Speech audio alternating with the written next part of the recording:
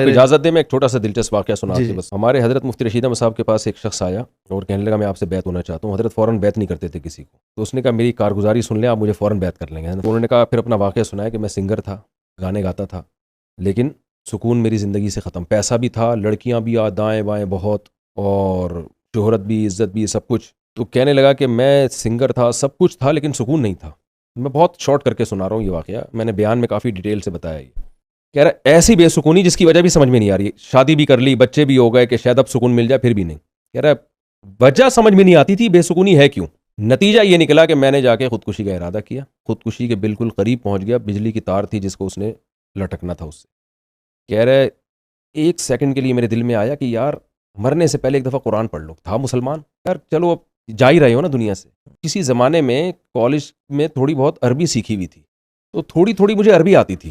یار میں نے کہا مر ہی رہے ہیں, اچھا بیوی بچوں کو بتایا نہیں ہے اور مرنے کے لیے گیا ہوا ہے, ان کو جب پتہ چلے گا جب لاش آئے گی. کہہ رہے میں نے جب وضو کیا, قرآن کھولا, اب تک کہہ رہے میرا ارادہ موت ہی کا تھا.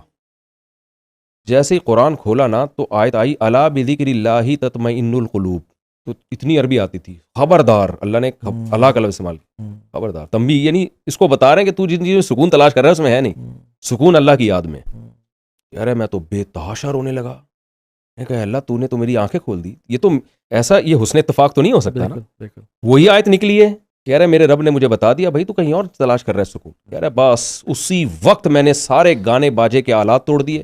اس کے بعد کہتے ہیں میں نے یو ٹرن لیا, بیگم کو پردہ کرایا, بچوں کو دیندار بنایا, غسل کیا, عشاء کی نماز پڑھی.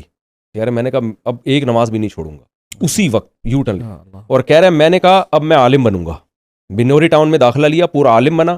کہہ رہے میں نے کہا میری آواز اچھی تھی, گانے گایا کرتا تھا, میں قرآن پہ محنت کروں گا. اتنی خوبصورت پھر اس نے حضرت کے سامنے تلاوت کر کے بتائی. حضرت فرماتے تھے, حضرت ہمارے مفتی صاحب کا تجوید کا معیار بہت اونچا تھا. تو کہہ رہے اب میں آپ کے پاس آیا ہوں وہ مینٹور بنانے کے لیے. آپ کو 2 دن کی بات نہیں تھی, پورا 8 سال کا کورس اس نے عالم کا کیا. داڑھی ماشاءاللہ اتنی بڑی.